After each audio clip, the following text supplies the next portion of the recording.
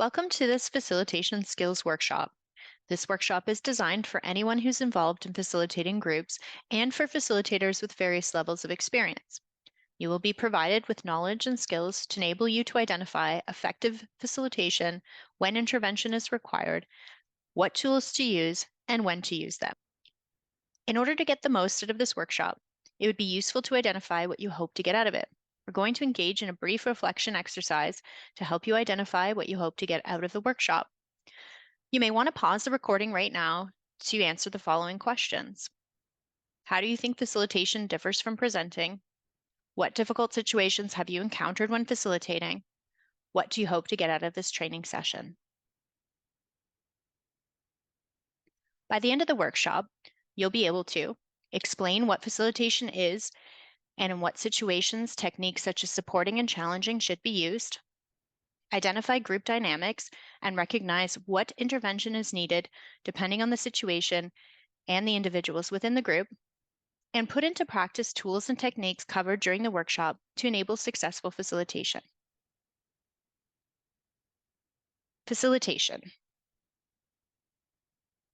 The true dictionary definition of the word facilitation is to make easy or easier, which goes a long way to describe the role of a facilitator. However, to expand and summarize the role further, the following definition is useful. Guiding a group through the relevant processes so that the total resources of the group are maximized. This means that they deal with the task and reach the desired outcome while retaining ownership within the group.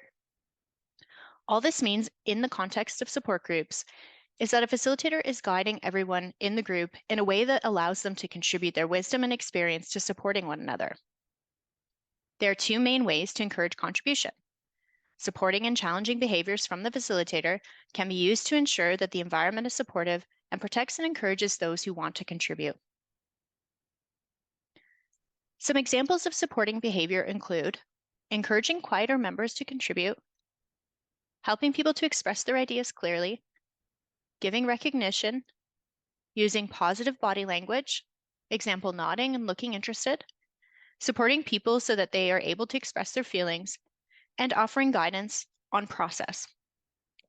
All that is meant by process are the rules, norms, and guidelines that are set regarding the group, as well as the tools and techniques used to maintain a well-functioning group environment.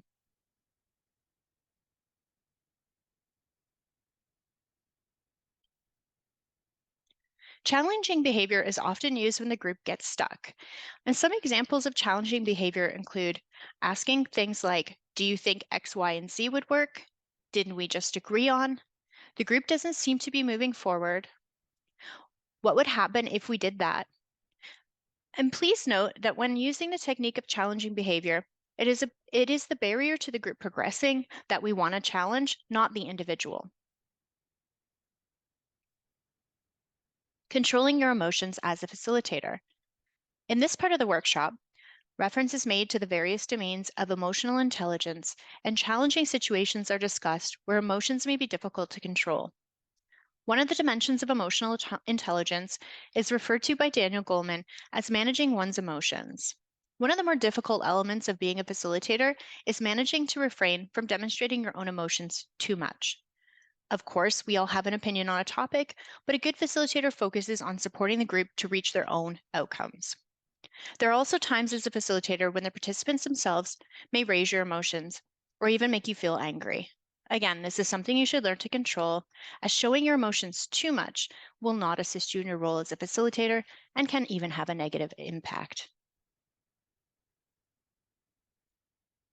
Under what circumstances might a facilitator have difficulty controlling their emotions? When the subject is particularly emotive, where you have strong feelings on the particular subject being discussed, when you are affected by external factors, such as being tired, hungry, or in pain, when one or more members of the group affects your concentration. For example, you dislike the person or you have had a disagreement with the person in the past. Some special challenges you may face as a facilitator. Self-disclosure activities. For example, when someone shares something particularly difficult with the group. Cultural differences. disruptive participants, and conflict and confrontation. Facilitating these kinds of situations requires a great amount of self awareness and control of emotions. Also required is the ability to manage group dynamics, which is the subject of the next few slides. Group dynamics. In this section of the workshop, we'll look at how groups work together and what we mean by group dynamics and the various stages of group development. Group dynamics. So the definition of dynamics is motive forces, physical or moral, in any sphere, active and energetic. And the definition of group, a number of persons or things close together or belonging or class together. All this merely explains is the fact that you will have to manage a group of people who may or may not have been together for some time and who will vary in their individual needs. At times, you may need to engage in processes that help you to find out as much about a group as you can to help you facilitate the group more effectively. Depending on this information, you'll decide on your facilitation style and the structure of your group. So, what can these group dynamics be? Well, they can be the overall climate or atmosphere of a group, feelings of inclusion or exclusion, power and status, openness and trust, and hidden agendas. So, the possible reasons for group under engagement in any situation are what is going on under the surface of the group, the process issues, which are often referred to as group dynamics. With many groups, the focus of attention is on achievement of the task, for example, helping a member find a solution to a challenge, but also the content of what is being said. Little attention is often paid to how the group is relating to one another, which is the dynamics of the group. The facilitator has a significant role to play in helping group processes, which is basically helping people to engage with one another. Now we're going to discuss the hamburger model. In this model, the facilitator guides the group through the relevant processes so that the total resources of the group are maximized to deal with the task in order to reach the desired outcome while leaving ownership within the group. The facilitator is also concerned with the feelings of individuals within the group that have a negative effect on the way the group functions and inhibits the successful achievement of the task.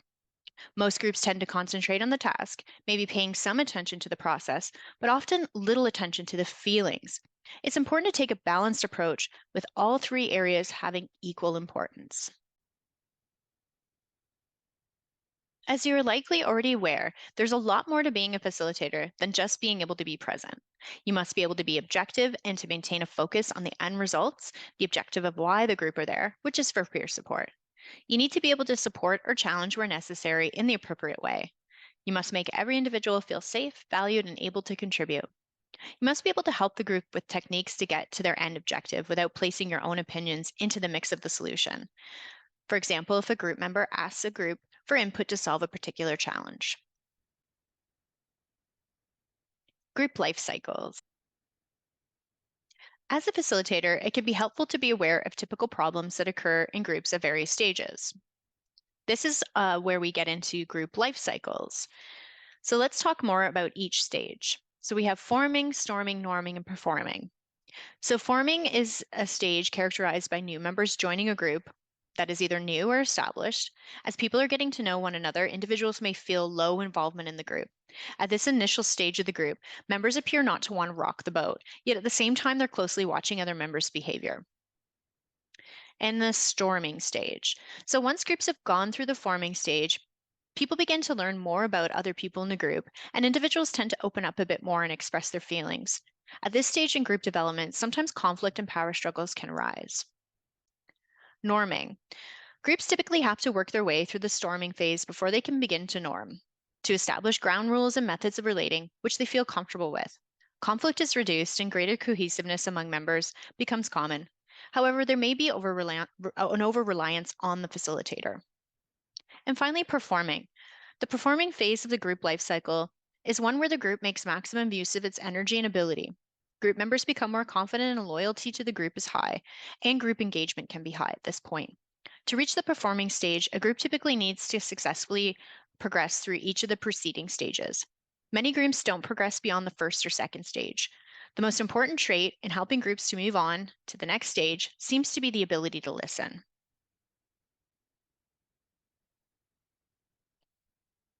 So these questions are for your consideration and may help you if your group is feeling stuck in some way. There's no need to answer them right now, but you may want to pause and reflect on these questions and maybe write down some responses. So you can ask yourself, which stage of group development is your group at now? What has helped your group to develop from stage to stage? Pause now if you would like to reflect on these questions. When facilitating a new group that has been together for only a short time, it is important to recognize when the group is moving towards the storming stage and ensure that all group members are able to contribute to the session. Depending on the length of the session, there may not be sufficient time for the group to progress through all stages. Leaders of groups must be sensitive to the needs of group members in various stages of group development.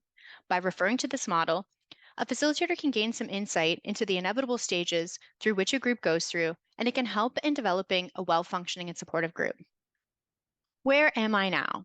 Refer to your Where Are You Now questionnaire that we emailed to you. You can take a few minutes now to complete the questionnaire if you'd like. But before you do, we're just going to give you some instructions on how to complete the questionnaire. So the questionnaire consists of statements regarding the different skills needed in facilitation. Read each statement and thinking about your behavior in a group, take the number which best agrees with your assessment of your skills. Pause now if you'd like to complete the questionnaire.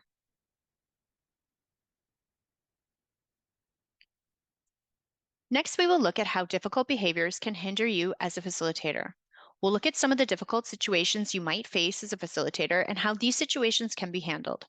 All facilitators will encounter difficult situations in groups at some stage. How you react to these situations will determine your success as a facilitator. Some difficult situations that might occur are conflict situations, difficult behavior, personal reactions, and attacks on the facilitator. We'll concentrate initially on difficult behaviors. Facilitators should focus on the behaviors which cause difficulties in the group and not the individual personalities. We all react in different ways to different behaviors. Often our reactions are informed by what has happened to us in the past, and we may project our feelings onto the present situation. As a facilitator, it's crucial that you do not react to different behaviors. Instead, you should remain focused and develop methods of handling behaviors. There are different options open to you, and the following provides some guidance. Difficult behaviors. The silent member of the group. Do not try to force them to join in the group. Allow the group dynamics to bring them into the process, or choose a group method which calls for participation. People who dominate the discussion. Intervene when they pause for a breath and keep bringing them back on track. Use a group method which calls for more participation so that everyone can join in, or use redirection.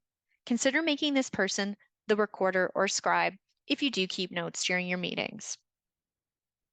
The self-appointed leader. Let them take this role if it's not adversely affecting the group. Ask the group to assign them specific responsibilities if you think that would help. The interrupter. Use open questions to encourage other people to join in, or use redirection, which we'll talk about in the next slide. Redirection is a helpful tool you can use when dealing with group members who frequently interrupt or dominate the group discussion. Here are a few examples of phrases you can use when redirecting someone in a group. You can try saying, let's come back to that after so-and-so has a chance to finish sharing. I'm curious about your experience. Let's return to that after some other group members have had a chance to share. I don't want to forget to talk about that, but we should let so-and-so finish what they were saying first. I want to hear more, but before I lose my train of thought. Another difficult thing you may encounter as a facilitator is conflict within your group. Options for handling conflict include leaving the conflict to be resolved by the members of the group, intervening directly with the group to help mediate the conflict, dealing with the conflict directly in private, or dealing with conflict in private via third party. This is rarely required, but in extreme cases, you may need to reach out to us for support. Attacks on the facilitator. There may well be times when you as a facilitator become the object of attack. This might arise when one person takes a dislike to your approach or topic in general. It could even be the entire group that becomes hostile for whatever reason. You need to be able to adapt to this situation and handle it with a positive and relaxed approach. Options for handling personal attacks include staying calm and listening actively to the criticism, Reflect back to the person giving criticism to clarify what they are implying through the attack to check for understanding. At an appropriate moment, question the other group members to see whether they have the same criticism. If the criticism reflects the feelings of the group, be prepared to change.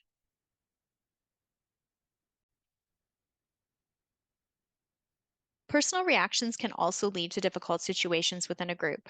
Daniel Goleman, in his books on emotional intelligence, refers to the domains of emotional intelligence, which includes self awareness and control. Key points to consider are knowing one's emotions and managing emotions. Knowing one's emotions is all about self awareness, which is recognizing a feeling as it happens. If you're able to monitor your feelings and recognize them, you'll have a better sense of how you feel in a moment and be able to respond in the best possible way. Managing emotions. Building on self awareness is having the ability to respond to how you're feeling. Having an awareness about how you may react to a particular situation and maintaining self control is essential in facilitation.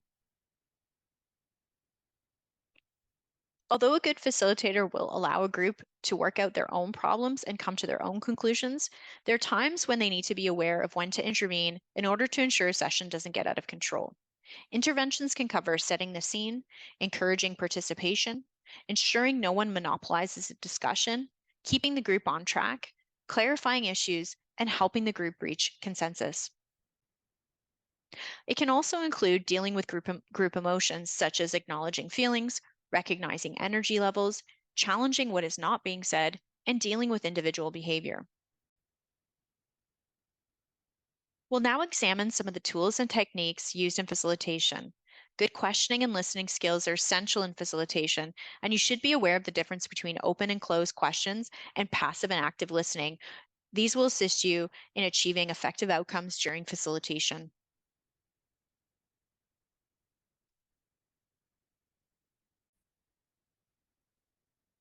We'll start off by talking about questions.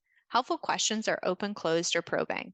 Open questions encourage people to talk. Typically, they start with how, where, what, who, tell me about, explain, or describe. Although asking why will also encourage people to talk, use it sparingly as it can seem critical. Closed questions are useful if you want to establish a fact or you want a direct answer. For example, do you know or can you?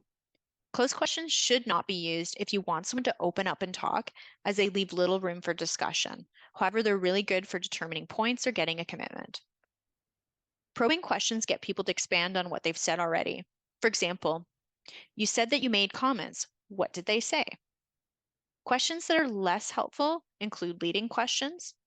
These may be used deliberately or unintentionally. In both cases, they're usually not helpful.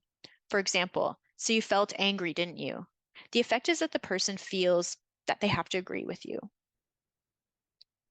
And multiple questions are always difficult because they can cause confusion or overwhelm. It's better to ask one question at a time. What gets in the way of listening? Sometimes we're distracted when listening, and these distractions get in the way of us listening effectively. Our own thoughts and preoccupations sometimes mean that we might not be giving a person our full attention. Sometimes we may be guessing what we think the other person is thinking or feeling rather than listening and accepting what they're saying. When people are telling us things that remind us of things in our own life, it can spark memories, and we may be distracted from listening to them. If we're listening, we're also trying to think of what we're going to say next. We may actually miss what the person is saying while we're thinking about what we want to say in response. Typically, most people can concentrate on listening for about 15 to 20 minutes.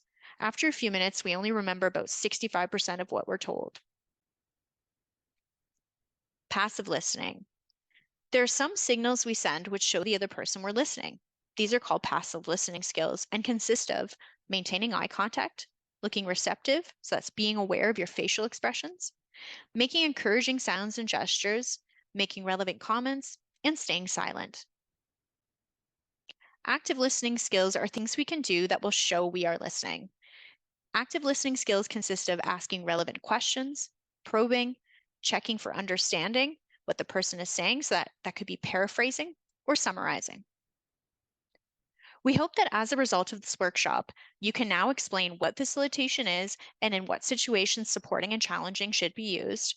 identify group dynamics, and recognize what intervention is needed depending on the situation and the individuals within the group, and put into practice tools and techniques covered during the workshop to enable successful facilitation.